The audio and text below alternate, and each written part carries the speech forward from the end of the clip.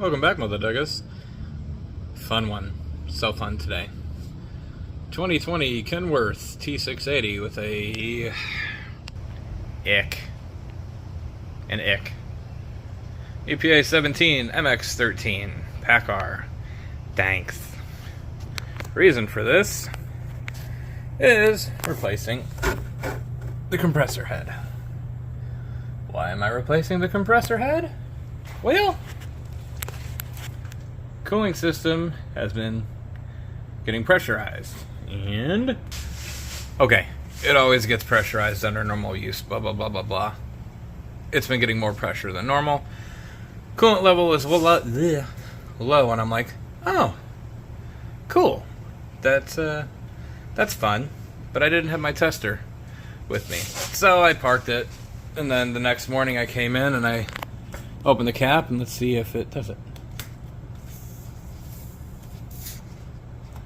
And there was pressure. There was a lot more pressure than that, but I also had the truck all the way up to temp before.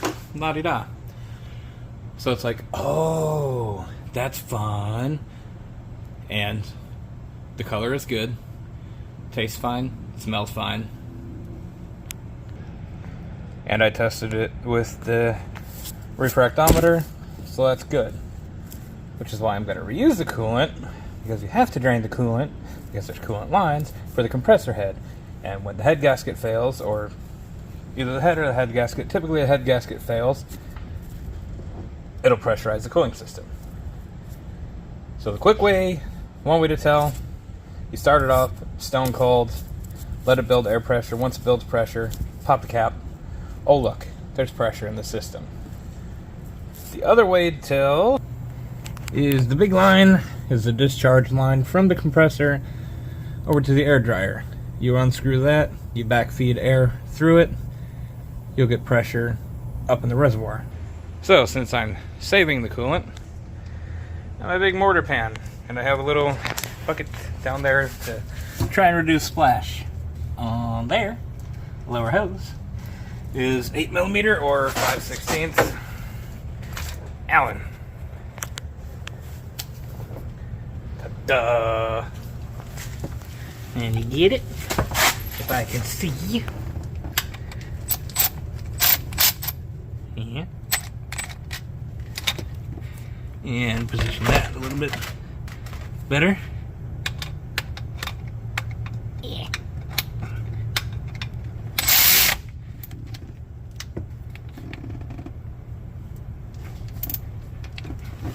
Pause, because it's very tight. I don't want to round it out. Okay, got it off. That's why I have the bucket, so you have as little splash as possible. It's yelling because the pressure relief cap is trying to pull in air because there's vacuum. Pull this off. Ooh, papa. Normally I wait for it to get a decent bit in there before doing that so it doesn't go everywhere. Tool-wise, nothing crazy. Inch-pound torque wrench, E10, 9/16, 13 in either pliers or this thingamajigger. I don't know. It's not mine. It was at the site when I got here, so I'll give it a test. Now, I will cut this zip tie and disconnect these two fuel lines just for ease of access, because the 13 is there for the discharge line, the hose clamp for here for the intake or inlet, whatever you want to call it, and then back there's coolant lines that suck, and that's what the 9/16 is for. So these lines, as long as I don't break the clips, very simple. You can turn them, because they go like that, so you can push in and pull it out. Don't lose these, and that's it. And then those just pop down. Yes, I'm gonna have to reprime the fuel system after.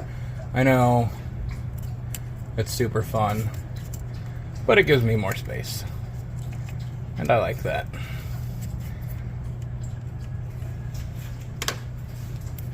And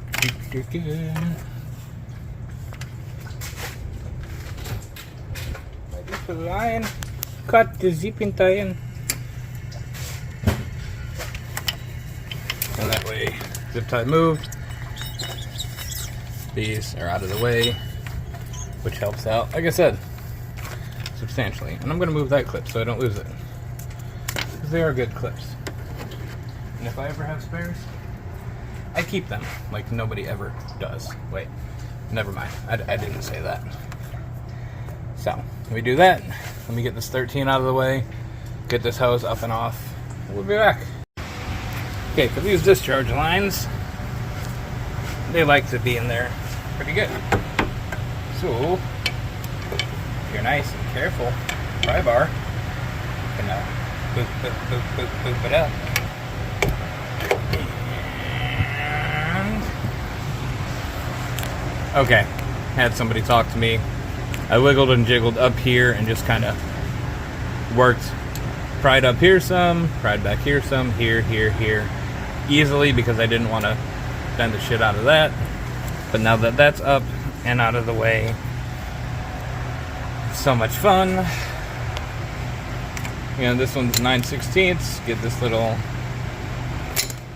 airline bobber out of the way. That is disconnectulated. So, there's a coolant line attached right here, and I do have another mortar pan down there, because not all the coolant comes out for obvious reasons. So, it has the same kind of clip as the fuel line. Fuel, not fuelant. Jesus, ding dong.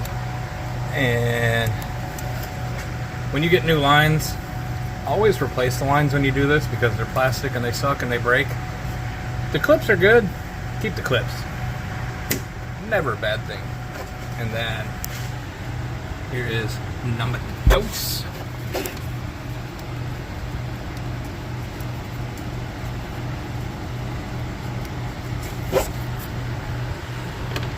Then you have to watch out, because sometimes I'll pry that out of there. We'll see if this one's sticking. Yeah. Okay, I'll pry bar those out of there. I think this has like just shy of 500,000 miles. And if it's the original line, the plastic will break off in those fittings, which makes it Let me get those off and we'll see.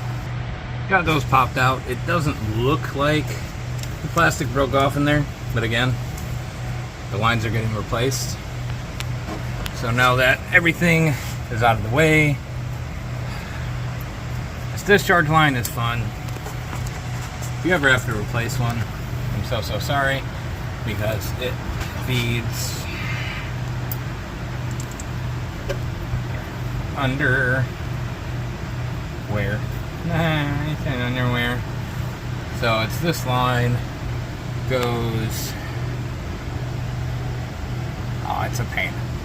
Goes that way, over on top of the transmission, and then it goes to a braided line all the way down to the air dryer. It's no fun.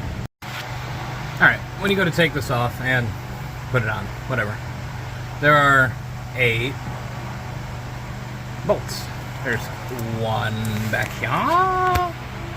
1, 2, 3, 4, 5, 6. And 7's there, and 8 is behind there. There are 2 bolts in the middle. Leave them alone. You don't mess with them. You ain't gotta take them off. Pretty sure?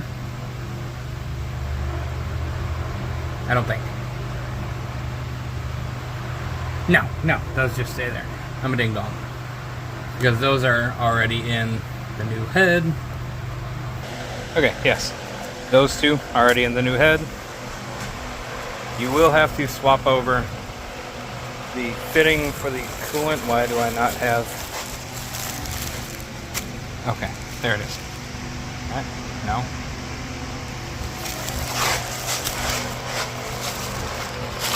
Oh yeah, because it's on the compressor itself. It's Monday number 3.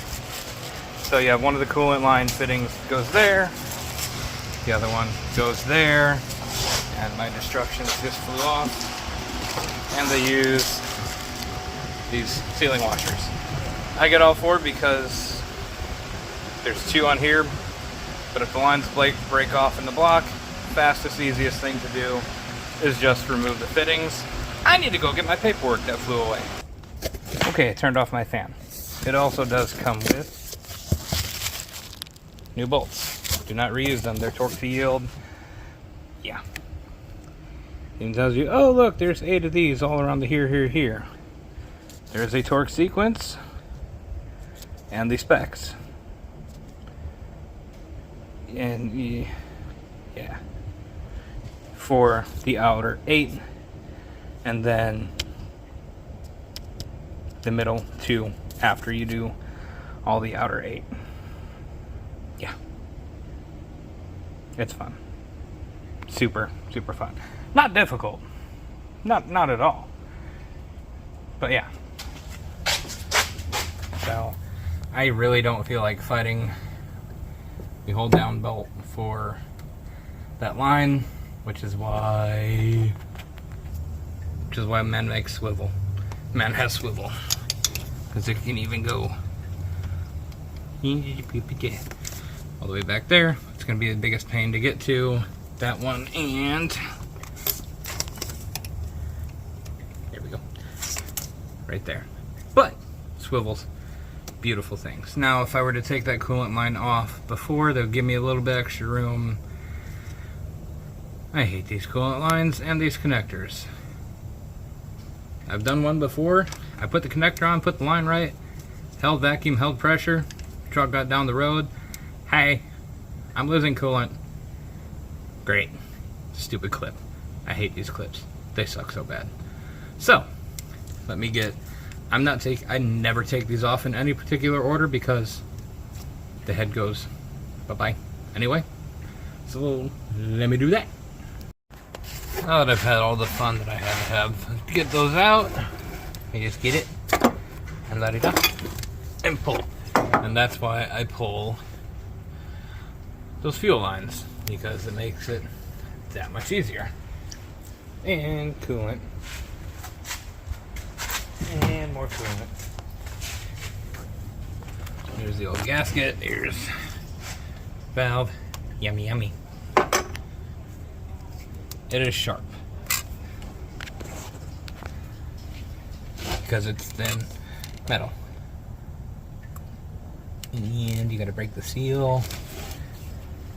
Hold that thought. Alright, pocket pry bar is what I use. It's been a little bit since I've used one, but I pry up on metal piece. Being careful, very careful, not to gouge the mating surface. You don't want to do that. That's no good. Again, it's thin metal. It's sharp. Single piston air compressor. I use superfine emery cloth and brake clean to get any wonky stuff. Any of the old gasket material. Again, don't score it, don't gouge it, but do make sure that it's clean. And also, since it's out and you're gonna have to swap these over, make sure there's no plastic in there, because if there's plastic in there or any crap, the new lines will not fit, and you don't want to have that fun. And I think it's 1 1/16 or something like that. Yeah. Let me make sure. Yes. 1 1/16 fits great. I can either impact it off, probably don't recommend, or ratchet, but that's a two-handed thing, because I'll have to ratchet, hold, and yeah, all that cool yip. because these are sealing washers that go on here.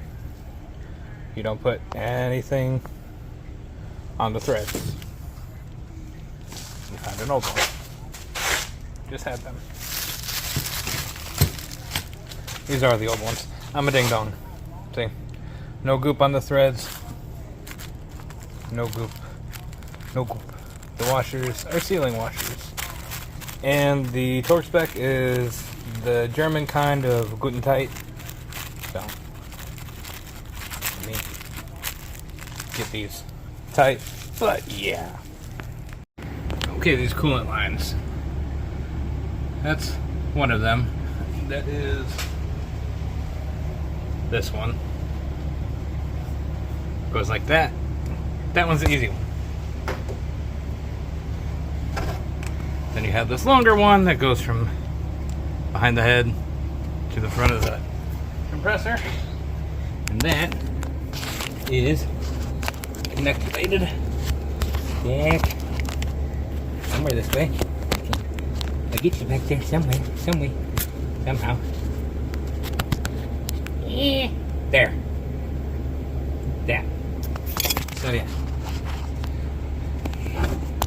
Straight back. It's super duper fun. So there's that one, and then there's that one. Tucked away up in there, back there. No fun. I hate PACCAR engineers so much. Oh, it's so easy to replace these. Yeah, when the engine's not in the frickin' truck. Blech. Let's go over part numbers. For the longer coolant hose, 2134899, PACCAR, probably stupid price because it's PACCAR. The smaller one, 2102335, again, PACCAR. I will find the number for the sealing washers. For the compressor head, yeah, 912-218-9202, or come on, ding dong, 2293705, Papa Echo PE. Yeah, let me go get the sealing washer part number. Sealing washer 1858039, Papa Echo PE. Like I said, I always get 4 just in case I have to replace any of the seals on those dickery-badoos, because thankfully none of my ends broke off. I have not always been that lucky. You saw 1/16 there. It's 1/16 for the ones in there. Again, that one's not terrible to get to. The other one behind there, it's poo-poo. I don't like it. I don't like PACCAR. Oh yeah. And I have the compressor cleaned off. I just put the rags there, so I didn't worry about debris. Not like I'm not gonna blow it off again. Anyway, but yeah. Let me get these lines on there, and hopefully it clips right. God, I hope so. They suck. I still don't like PACCAR engineers. Another thing, if you're not familiar with these clips, look at them, study them. Look how they're supposed to go before you fight it back there. So you see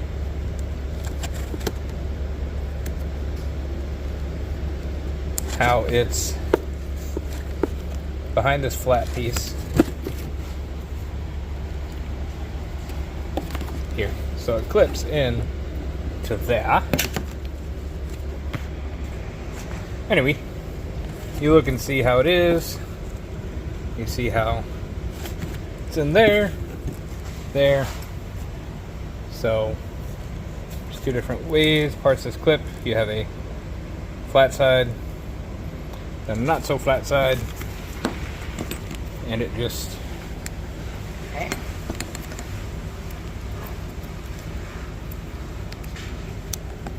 Alright. Get it over. And in. And all that. That's if you have to take the clip off. But the cool part about these is you can just push them on and they should like here. And it should just click into place and be good. When you push right there,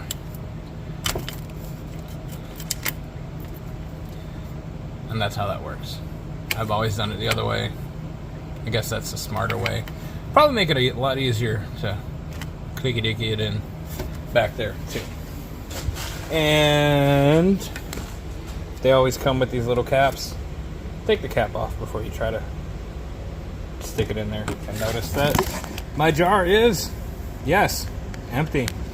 Very empty. I don't even know where those items are. So, let's do some stuff.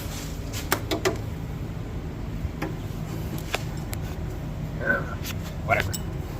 You're along for the ride now. Ahaha.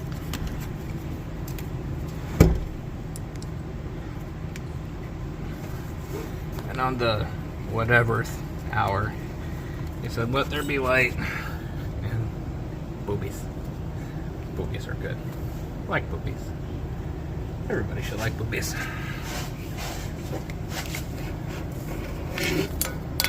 So that feeds in. And then you kind of just find the hole with your finger. Or that. Let me find the hole. I'm married. Takes a while. Okay, I got it in. It's clicked on. I'm pulling it. Not trying to break it, but it's seated. Ow. So this one.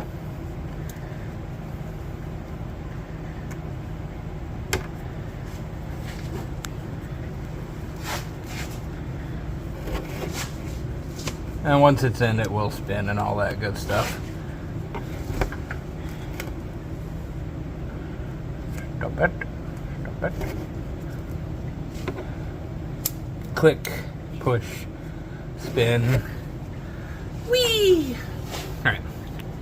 Now I'm going to get my rag off, blow it off again, and set the new head on there. Okay. Clean, pretty. If you notice, there's two little studs essentially in the gasket, and back there are, and zoom in, see how I can do this one finger thing. Those two stud hole, those studs line with those back there. So get it. Try not to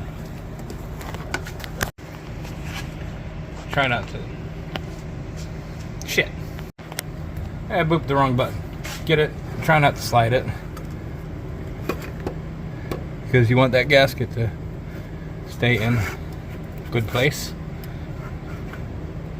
and not get damaged.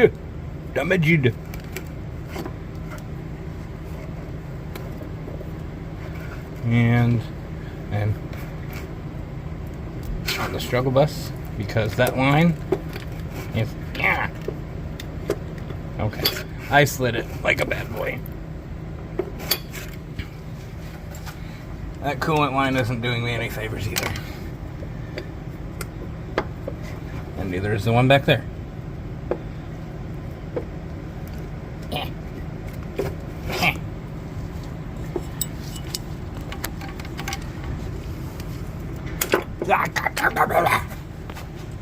Let me two-hand this. Okay. So, this bolt in here, that's as far down as it wants to go.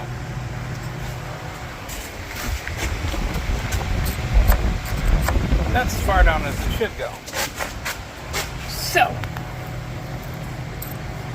I've tried it with multiple bolts. The same result. 2, 4, 7. Alright, there's one more.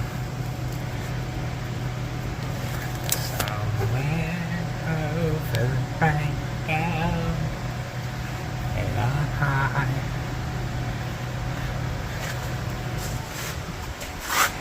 Let's count. Ah, 8, 2, 4, 6, 8. I'm a ding dong. Alright, so let's pull this off. Being careful not to ding dong up the gasket, because it is a good gasket. But I have not had this happen before.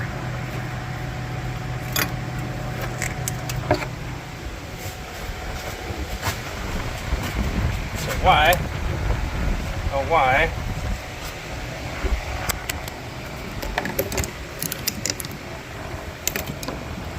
Oh why? Oh why?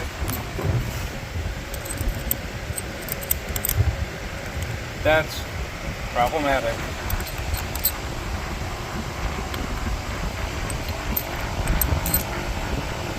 That's problematic.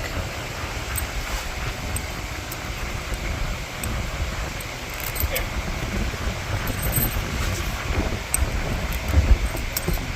So that is how they all should be. All the same size bolt, same length, same, all of that. I've never had this happen before.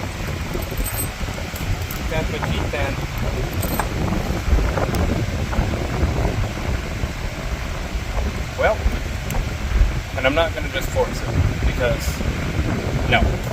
So, I'm going to yell at my Kenworth guy. I'm not going to yell at him. Just be like, hey dude, this is a $1,000 part, and it's, I'm not doing that kind of monkey fuckery. So yeah, this is something I should have checked beforehand. I've never run into this issue before. Because again,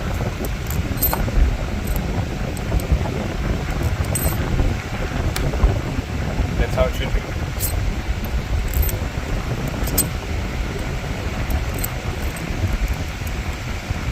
Not bad. So whenever I get that stuff, I'll be back eventually. Okay, I have returned with a good cylinder head. All the bolts go down like they're supposed to. The torque spec on these is 12 Newton meters, which is like 106 inch-pounds, which is like just shy of 9 foot-pounds. Not a whole lot. So you can ratchet it all down with an electric ratchet. You can do it all by hand. I like doing it by hand because if I do it with the electric, there's the chance that I over-torque it, and I don't want to deal with all that fun stuff. And another dumb thing I did, which, if you say you never screw up, you're lying. It's like people that, it's like peeing in the shower. There's two types of people. People that pee in the shower and damn dirty liars. So, I was so excited for good head that I forgot to put my fittings in. So after I get it tightened down, put the fittings in and I'll show you that. And it'll show you why I say to do it beforehand. Yeah. I could have been like, dang, that's for a learning experience. No. I'm just a ding-dong. Got excited for good head. Wanted to get things going and I forgot. But hey, everybody poops. Everybody forgets. That's how you make up for it. So let me finger tighten all these down. Okay, if you have access to RMI, which is PACCAR stuff, it gives you the sequence and the numbers and all that. If you don't have access to it, it's fine. The new cylinder head comes with the same thing. And then there's two phases, whatever they want to call it. So you have the 8 on the outside, you get all those done first, then the 2 in the middle, you do those last. 8 on the outside. I do it by sequence, because sometimes I'm a good boy. And paint pen is your best friend for doing it. So if you get interrupted for some reason, it's like, oh, where was I? Well, you mark each one as you go through, and let's see. There is the first 8 that you do. 12 newton meters plus or minus 2, which is, again, 106 inch-pounds. PACCAR says 100 degree turn. Paper says 95 degree plus 10 degrees, so 105. 100 degrees works great. That's what I normally do. I normally do 90 and then a smidge extra. It gets you there because I'm not spending $700 on a digital torque wrench with angle when I don't use it enough.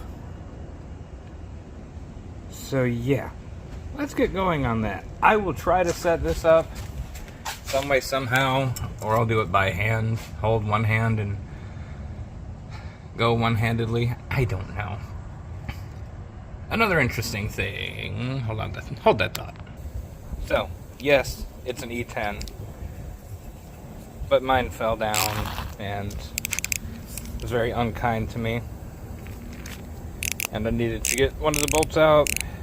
So I'm like, I know there's another 5/16 6-point. Right now I have it set to the initial torque of 106. And it holds just fine. It ends up around 20 foot-pounds. I think, something like that. After all the turning and everything. And it holds, doesn't give me any issues. Do I recommend it? No. Does it work if you don't have e-torques? It should. It's up to you. Okay, so per the paper, this one goes A, B, C, D, blah, blah, blah, blah, blah, A through H. Yeah, that's the 8th letter. No, don't run away from me.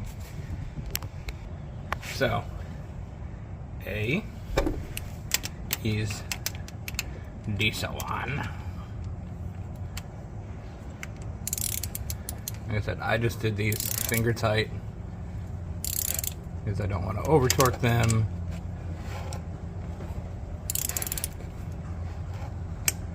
Click, click. A is the first number. The first torque boop is done. And I'll just boop the top of it. And it lets me know. I don't have a full method. You know, a full standard way, whatever of doing it. I just boop, and then I boop again, and then again. And when I torque turn, I do a different mark, and yeah, that's how that goes. So, B is that one back there. Yay. Dropping things. Alright. It's a lot easier with two hands. I'm going to get all these torqued down for the initial, and I'll be back. Okay, I have them all torqued down to the initial. I have a line, this is how I torque turn. I have a line there, and I have a line in my socket, and they line up. Yeah. So, as I turn it, I'll see 90 degrees will be about there. Smidge over will be 95 and change. Probably should have done this on a shorter socket. Let me get a shorter socket too. Alright, I have a shorter socket on there. Should help leverage wise. So you just turn. You see it's at 90 degrees pretty much. And then should be more than 90. That's about 95. Now you do that for 1, 2, 3, 4, 5, 6, 7, 8. You do that twice. And yes, this will be a two-handed endeavor. But now that I have one mark, when I turn it again, I'll have another mark. It'll be just over 180 out from that one. And once I have that, that tells me that everything is torqued down, and then I'll get to the middle ones. Okay. Got them all done with the initial. So, round 2 is just the same. Let's see if I can get it. the dangle on this one. Possibly not. Possibly maybe.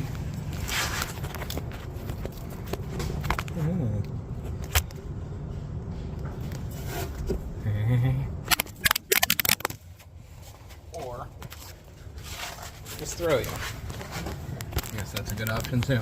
Valid option. I don't know.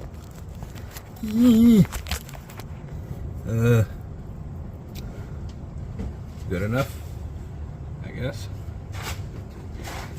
We'll just send her away. So it will need to be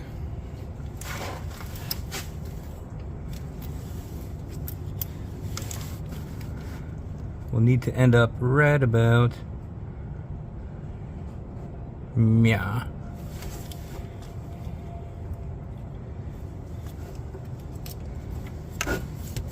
And I already have, you can see the dot over here.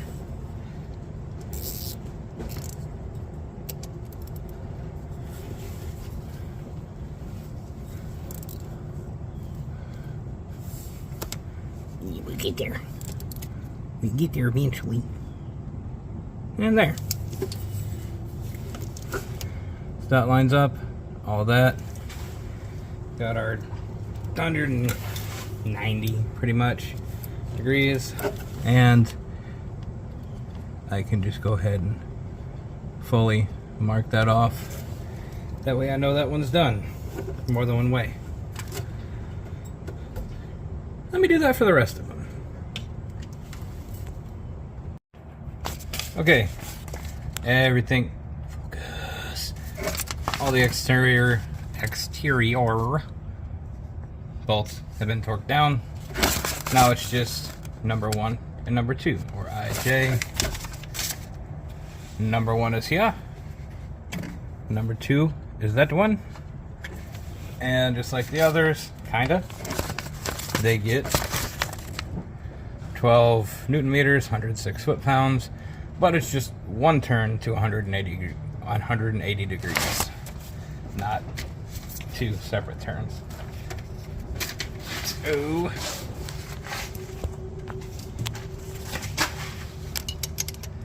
clicky dicky.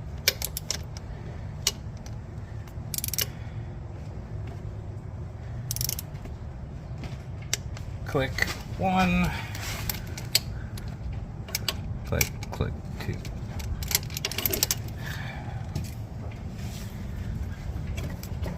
If I was a smart man, I would have done something with that bracket. I am not a smart man, obviously. This is my chosen career field. Let me get the stubby socket. Okay, as I was saying, focus. If I was a smart man, I wouldn't be doing this because, yeah. It's like, oh, let's go into a field where you gotta spend a bunch of money on your own tools. And, put your body through all sorts of dumb things. Because I didn't want to be smart in school. I wanted to be the funny guy. Look where it got me. Click. Alright. And now from there, let me switch things up so we can turn it 180. Because I don't feel like it dealing with paint on there, and I did it kinda, but yeah. I have one mark there, one mark 180 out, and I have a starting line.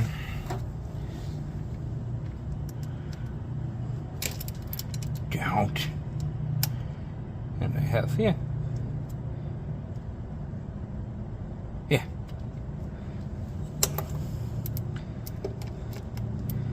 If I was smart and had something that wasn't a flex head, that'd be a lot better.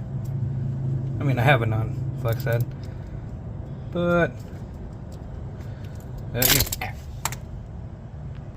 okay, so that gurgled my burgle, and I said a lot of no things for this platform and most. So I have those torque turned, or turned, whatever. Now, fitting one there, I just have it threaded in by hand. There's fitting 2. Okay. 1 1/16. If you have a wrench and it can do it, cool. If you have a socket and you can get it to fit, cool.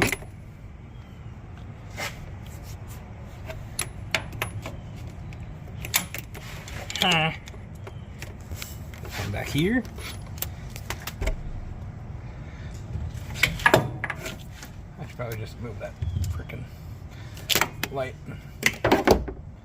out of the way. I don't need it. I don't know why. Okay, I'm just gonna wrench it. Tucked in 1 1/16 inches.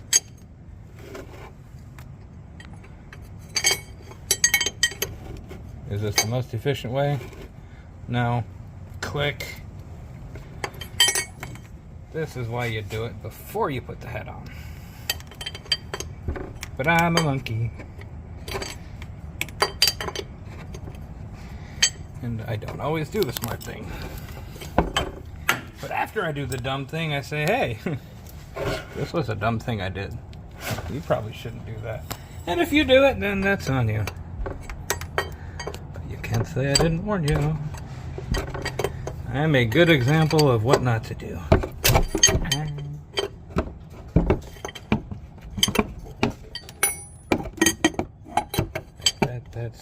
That's where that's the category I fall into. I am an exemplary bad example. Click. That's in there tight. And now this line feeds back onto there.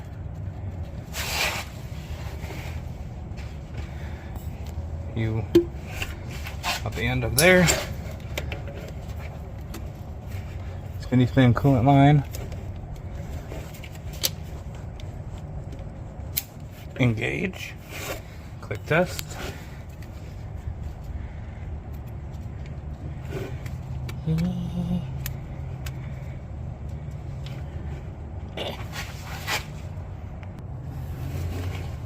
I can be the smart too.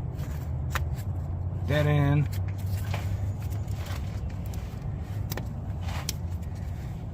I'll get that clicked into place. Get this line over.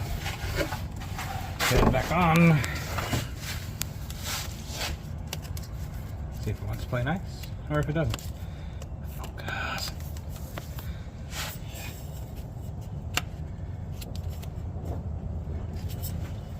Okay. Either way. I'll get that back on.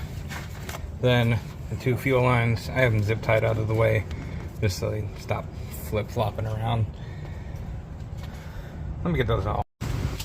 Okay. With everything buttoned up here, tightened up here. Coolant lines on.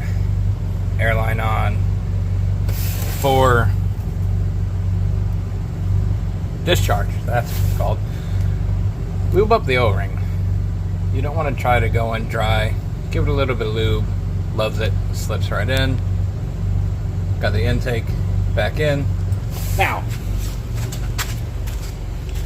to refill the coolant. Sure, you can use bottles. It's a pain, and the EGR cooler doesn't like air bubbles, especially when it gets hot. Things can go boom, ouchie, no bueno, no good. Coolant's down there. Here's the surge tank. My compressor just ran out of gas. Before I was so rudely interrupted by my compressor running out of gas. Vacuum filler. This one's Cornwell. You don't have to get one off the truck. I think this was like $250, $225, $250 on sale, which is a really good price, especially when the Snap-on one's like $400. And when I was at the dealer, I used it often enough to make it worthwhile. This is the adapter for PACCAR. This one I got from Matco. It's the MPT0010. This is for Volvo. MSM10022P. Some Volvos. Smaller Volvos. Now, This little piece is very important. Very, very important. And I'll show you why. Alright. Screw that onto the surge tank. Clip that on. Air. When you're pulling a vacuum, you close this valve because that runs down to the coolant. This valve, open. This valve, when you want to get air or use air, creates a Venturi effect, makes vacuum, all that cool stuff. A lot of people say they can't fill these up, they don't like to fill these up with vacuum fillers because it doesn't hold vacuum. And it won't unless I show you why.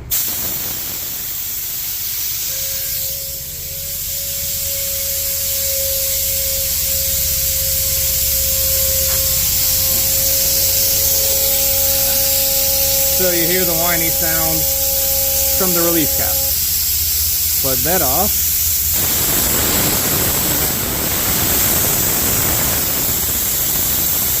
I normally go between 25 and 30. Typically doesn't take a crazy long time to get there when you have the right amount of air. And I do. When you get to an acceptable level of vacuum, shut this one off. I did it the wrong way. It's been a while. Let it get back down. Now, you go this one first, then air. You see how it's holding. Now you open that, brings coolant, and that'll do its thing. When it gets around 15 inches, I will close this off. And when I do that, here, I'll close it off. And if I were to open this up right now, most of the time coolant will come. Or yeah, open that, and then that, you have coolant that comes out. But if you release some vacuum first, and then do it, no coolant spray. So yeah, let me suck this back down and keep on chugging away. Okay, got it all sucked out, filled up. I had to add half a gallon because it was low. I got my little dicker off the relief cap. So now it's time to pressure test. 15 PSI is the max on these. I always start all the way at the bottom, 0, nothing there. And you just rotate and give it air little by little.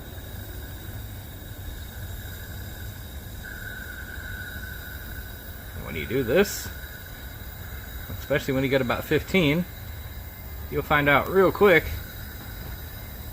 if you got a leak anywhere. And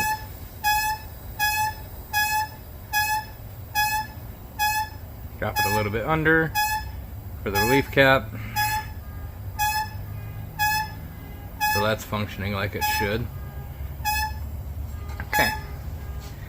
Check everywhere. There's coolant. Nothing down in there. See nothing hitting the ground. Let's go to the other side. This side. No coolant from there. No coolant from back there. No coolant hitting the ground. No coolant popping out of there. I'll drop the pressure some. All the other lines are looking good. Yuck. But so far, so good. And you'll notice that because of the pressure, it's at the minimum line. Well, do not just pop the airline off when it's full like this. Everything will go, and I'm not doing that because I don't feel like that mess.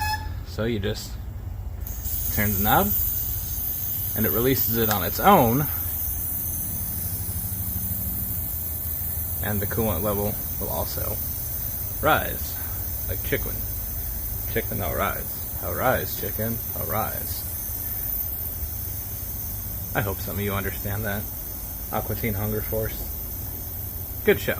That explains a lot about me. But it is bleeding off the pressure slowly so it doesn't just splooge out, because nobody wants that, especially with coolant. It's the second worst fluid in one of these trucks after DEF. Like oil, gear oil stinks, but coolant's just and DEF is just no. So it's pretty much at zero. Topped off. Still some pressure there. I moved that off to the side because I didn't want to throw it. Unscrew you, and the level is good. Put the cap on. Yay. And because this sat all night on an unsecured lot, allegedly, I wanted to make it very clear. You start it, you break it, you buy it, and it won't be cheap. It would not have been cheap. Let's start her up and watch pressures.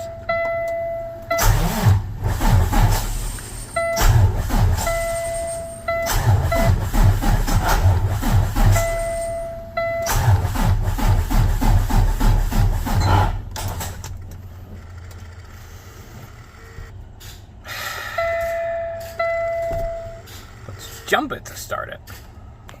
Let's try this again.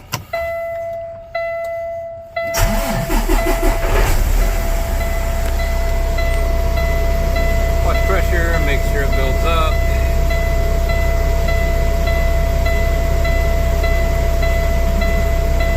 It is building.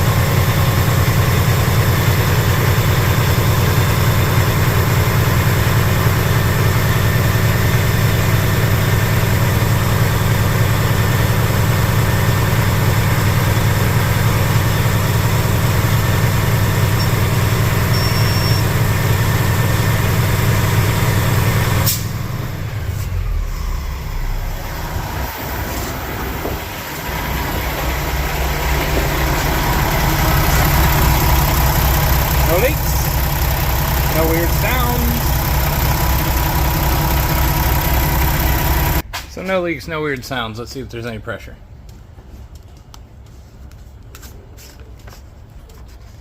Hey, no pressure. It wasn't for nothing. So yeah, that is the super fun of doing air compressor head. EPA 17 MX-13. Pretty much the same for all of them, I believe. I can't remember what different EPAs I've done them for. This is like the 4th, 5th one. I don't remember. So yeah, not crazy difficult. No real specialty tools needed. Yeah, most expensive part's the compressor head. I don't know about aftermarket ones, if they're any good or not. I've only used the Wabco. That's all I will use. That's just me. But yeah, now you know. Remember, it ain't tight till Ugga meets the Dugga. But bye now. Okay, so I'm running it, get it up to temp. If you let it sit here and idle, it'll take forever. So,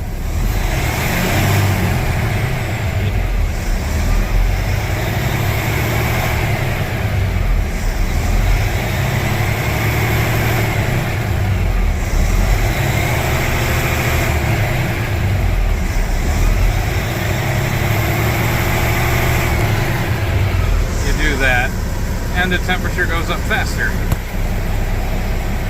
Also helps if you need to do a regen and you have a cold unit, and especially if it's cooler outside, you keep doing that, it gets up to temp faster.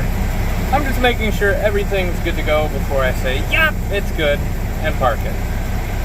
And something else I forgot to mention, before you try to put coolant back in the system and pull a vacuum, you gotta put that plug in that you took out to drain the coolant. Sounds obvious. The amount of times me and other people I know have forgotten to do that is, I don't feel like counting. So you see it's barely gone up just idling, but you saw the bump from whenever I was doing that. I'm gonna continue doing that. That's loud, nobody wants to hear it.